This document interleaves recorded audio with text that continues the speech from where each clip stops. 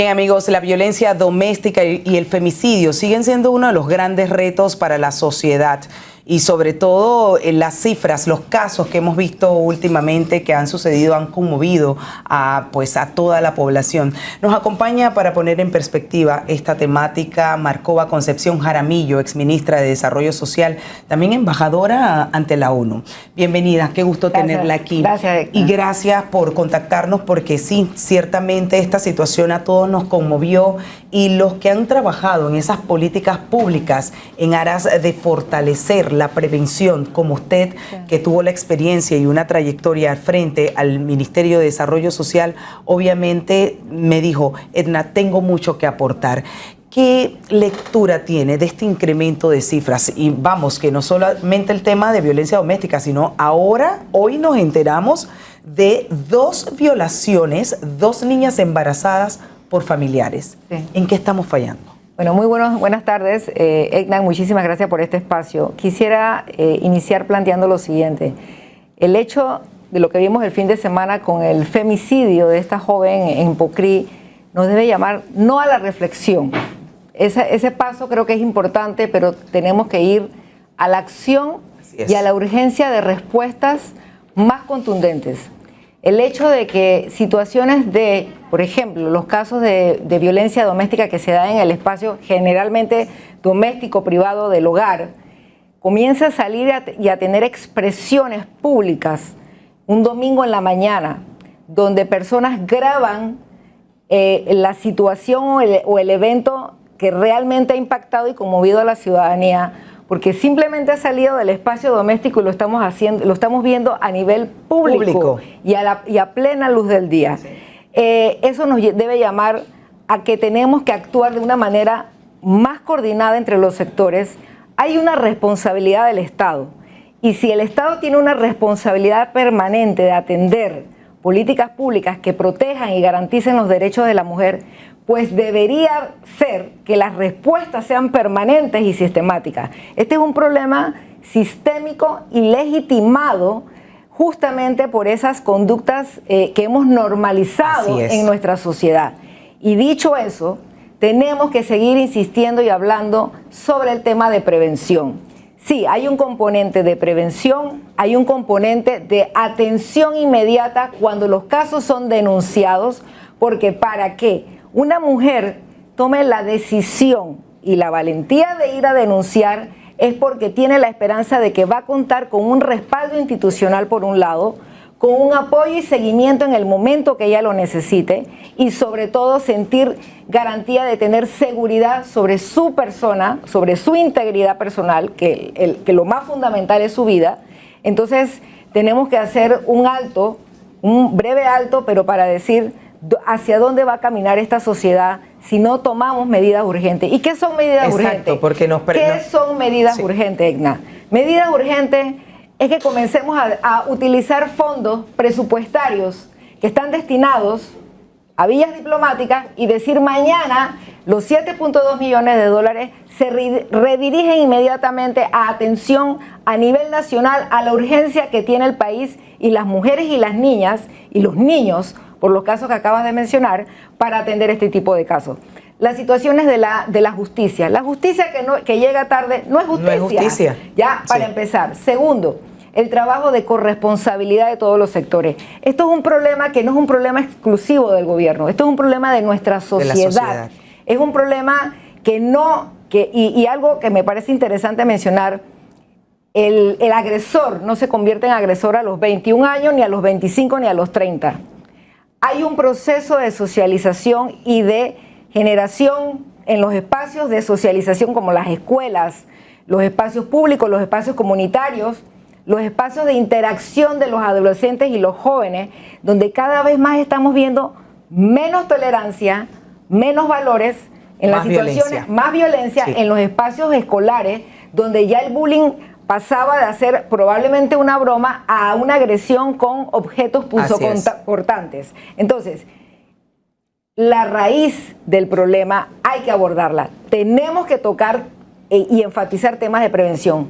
Medios de comunicación, señores, medios de comunicación tienen un rol. Pero ¿por qué pareciera que esas medidas de prevención precisamente no estuviesen funcionando? Ahí estuvimos viendo y todos los comentarios se radicaban en que con una boleta de protección, mira, esto no protege a ninguna mujer víctima de violencia y que muchas han muerto precisamente con esa boleta en las manos. El hecho concreto es, y la evidencia es pública, que una medida de protección como una boleta no está garantizando y salvaguardando la vida de las mujeres que están siendo violentadas y que están siendo amenazadas de que por sus parejas, que más del 50% de las relaciones que ha producido, de las situaciones de femicidio o violencia de esta magnitud, son por sus parejas o exparejas. Así es. Eso es un tema. Lo otro es que las boletas de protección definitivamente no están funcionando, porque si funcionaran, realmente no tuviéramos este tipo de casos. Sin embargo, todas las medidas o los mecanismos de protección que existen y están en la norma tienen un rol que jugar, pero no podemos quedarnos en que es la boleta. La boleta tiene detrás operadores de justicia, trabajadores Policía sociales, Nacional, psicólogos, policía especializada en materias de violencia de género. Necesitamos recursos para que toda esa parte, todo ese recurso humano que está en todas las instituciones que tienen competencias y roles para abordar y actuar de manera coordinada, que ese es otro problema. La articulación. Exactamente, de manera coordinada. Tú te vas a encontrar programas o políticas públicas que en la medida que tú las vas implementando vas a tener que ir haciendo ajustes, porque no es lo mismo tener una atención en áreas de difícil acceso comarcales o áreas lejanas a la ciudad, donde los servicios de atención disminuyen, o sea, no tienes acceso o son bajos los accesos a una situación en el área urbana. Pero las medidas de protección hoy día no funcionan, pero el tema es que detrás es que hay ausencia de recursos, pero también hay voluntades que no están poniendo como prioridad, desde mi punto de vista, Edna, no ha habido un proceso de movilización, y yo me hago la pregunta en la reflexión: ¿cuántas mujeres más? ¿Qué tipo de crímenes más? ¿Qué formatos de asesinatos de mujeres como específicamente esto de los femicidios necesitamos esperar para cambiar la dirección de los recursos estatales para fortalecer la institucionalidad? Porque se ha dicho que los brazaletes son muy caros. Sí, bueno, pero es que el problema es que tú puedes decir que muchas cosas son caras. Pero yo te voy a dar un ejemplo que escuchaba una noticia para que tú veas dónde ponemos los recursos. La Biblioteca Nacional no va a poder operar los días sábados por ausencia de recursos. Pero nosotros tenemos casinos y bingos nacionales de lunes a lunes. Promover la lectura, los espacios de convivencia, los espacios de aprendizaje, de cultura, en donde podemos tener espacios para justamente aprovecharlos para hacer procesos de capacitación, sensibilización a todos los sectores. Pero estamos promoviendo ¿dónde estamos poniendo los recursos? La voluntad política se expresa claramente donde tú pones los presupuestos. Claro. Y si tú le quitas presupuesto, 36% del presupuesto al Ministerio de la Mujer, que tiene la responsabilidad legal y normativa de atender esto en sus centros de atención integral, tú estás reduciendo la capacidad institucional de poder tener una mejor respuesta a estas mujeres que acuden a buscar ayuda. Ahora, licenciada Markova, el tema del Ministerio de la Mujer, ya que lo trae a la conversación, ¿debería ser menos administrativo y tener más acción ante ese trabajo que debe hacerse de manera continua? Sensibilización, capacitación, orientación, porque es que la gente lo que demanda del cierre del Ministerio de la Mujer es porque no lo ve operativo, no lo ve que acciona y simplemente pues no entiende que es precisamente administrativo, es decir, está ahí para las políticas públicas, crear políticas públicas. Pero ¿será que tiene que ser más operativo? ¿Será que el Ministerio Público no se da abasto? ¿Será que la Ley 82 hay que revisarla para ver cuáles son las funciones y atribuciones de cada institución y ver si realmente están cumpliéndola o no? Que a mi juicio no se están cumpliendo. Yo te diría varias cosas allí. Esto ha tenido una evolución y recuerdo hace casi 20 años cuando existía la Dirección Nacional de la Mujer con un presupuesto muy pequeño y la evolución que ha tenido durante todo este tiempo de ir evolucionando un Instituto Nacional de la Mujer. El tener un Ministerio de la Mujer hoy día como con voz y voto en el Consejo de Gabinete para solicitar y requerir presupuestos acordes, mira lo que estoy diciendo, acordes con la demanda que necesitan las mujeres que sean atendidas, o sea, la protección de sus derechos, garantizar sus derechos e inclusive reparar los casos que haya que reparar, necesitan una institucionalidad fuerte. Y la institucionalidad fuerte parte de justamente tener los recursos, pero además tener el personal idóneo, preparado para abordar. Pero también hay un punto importante allí. Es cómo los operadores de justicia conectan de manera organizada y articulada las acciones. No podemos trabajar esto de manera aislada. Y aquí quiero incorporar elementos importantes. Señores que nos escuchan, sociedad civil, las universidades, las organizaciones no gubernamentales que juegan un rol importante en nuestra sociedad. Señores, el sector privado tiene un rol que jugar y puedo dar un ejemplo allí muy concreto que yo misma pude trabajar con un equipo de personas en el sector privado. Derrumbar todos estos estereotipos, todos estos prejuicios, la cosificación de la mujer, los medios de comunicación que reproducen formas, y hemos normalizado formas de cosificar a la mujer. Es propiedad, se considera, entre comillas, es nuestra propiedad, decidimos sobre su economía, decidimos sobre sus acciones, etc. El tema es que tenemos y necesitamos urgente una institucionalidad que responda, pero no puede responder cuando le hacemos una reducción del 36% del presupuesto que potencialmente va a estar afectando de manera directa a los propios centros de atención integral para atender a esas mujeres que son víctimas y que van y llegan allí con valentía y coraje para decir necesito ayuda, pero el sistema no responde. Y la pregunta es, el Estado tiene una responsabilidad permanente y esa permanencia también tiene que estar en la devolución de respuestas concretas. Por supuesto. Sector privado, los procesos de sostenibilidad y responsabilidad social empresarial necesitan trabajar con sus colaboradoras y colaboradores. ¿Por qué? 1 de cada 3 mujeres ha sido, es y será víctima de violencia hacia ellas y hacia las niñas. Y doy algo más. Somos la mitad de la población del país y somos la mitad de la población del mundo, señores. No es un grupo minoritario. Es una fuerza productiva, es una fuerza de capacidad de reproducción en la comunidad, en las comunidades, aseguramiento de los afectos en el hogar. Y aquí quiero resaltar algo que me tiene muy pensativa. No solamente son mujeres, son madres. Más de 20, al menos 20 niños, niñas, el año pasado, 2024, han quedado huérfanos por situaciones de femicidio de sus madres. Entonces, esa desvinculación de lo afectivo, del cuidado, se perdió.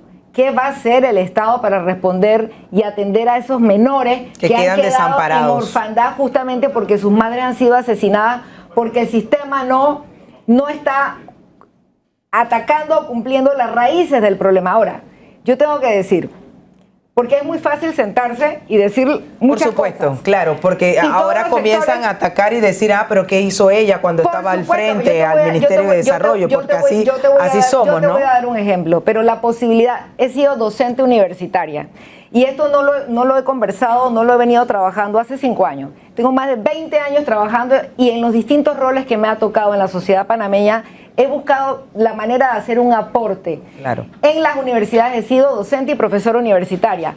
Toco el tema, porque esto no empieza en la adultez, empieza en la infancia, en las formas y pautas de crianza y disciplina de nuestros hijos e hijas. Totalmente. Por un lado. Segundo, a lo largo de la vida, la adolescencia, los establecimientos de compartir información de cómo establecer vínculos afectivos sanos y saludables. Ese muchacho de 25 años tuvo una adolescencia. ¿Qué pasó allí? ¿Qué no se hizo? Pero más allá de eso, cuando ya tenemos una víctima de femicidio, el entorno comunitario, el entorno de la familia, la violencia de género ejecutada por ese agresor, porque es un agresor victimario, ha impactado la vida para el resto de la vida de la madre de esa persona y sus familiares del entorno. Y una sociedad que se siente que realmente no hay justicia. La institución, y no lo digo ahora, propuse en sus momentos el tema de la necesidad de un ministerio que ha sido una reivindicación del movimiento de mujeres de este país. Entonces, hay muchos espacios, muchas posibilidades, pero tenemos que movilizar todos los sectores. Imagínense cuántos estudiantes hay en las universidades, cuántas jóvenes. Ella era una joven universitaria de la extensión de la región donde ella vive. ¿Qué estamos haciendo en los espacios universitarios para sensibilizar y capacitar para que tú puedas identificar cuando tú estás frente a una situación, alarmas las alarmas de violencia que tú tienes que mostrar? Así es. En las empresas, las colaboradoras y los colaboradores, los hijos e hijas de esos colaboradores, ¿cómo puedes trabajar? Las ONGs, medios de comunicación. A ver, novelas turcas, ¿qué estamos viendo ahí? ¿Qué vemos allí? Digo, sí, patrones que reproducimos en todos los sectores, ojo, en la política, en el sector laboral, en el sector económico, en el sector cultural, en el sector de salud, en todos los sectores. Y si las estadísticas nos están diciendo de que ahora estamos alarmados porque ocurrió un hecho público a plena luz del día, vuelvo y repito, las autoridades, ¿qué más vamos a hacer? No, ¿qué puedo hacer yo? Y te doy un ejemplo. ¿Qué podemos hacer en pequeño, un grano de arena que sume? Bueno, ir a las comunidades y conversar con las comunidades sobre este tema, que nos escuchen, que podemos sensibilizar. Y voy a dar un ejemplo de algo rapidito, que hice. El tiempo nos alcanzó. Sí, que hice en un momento determinado interinstitucionalmente, sin recursos. Las telefónicas de este país, durante la pandemia, enviaban mensajes a través de mensajería de texto de los celulares de todos los lugares, teléfonos, espacios para recibir denuncias o para recibir apoyo y atención. Movilización sector privado, sector público. No hubo ningún tipo de erogación de dinero. Fue voluntad, fue coordinación y fue sentarse a decir tenemos que actuar de manera mancomunada. Me quedo con ese mensaje y agradezco una vez más a la licenciada Marcova Concepción Jaramillo, exministra de Desarrollo Social y embajadora ante la ONU. Muchísimas gracias y que esta conversación no se quede aquí. No. Esto da para mucho más, así que bienvenida siempre a Hispania Informa. Vamos a una pausa. Al volver, mucho más que compartir con ustedes.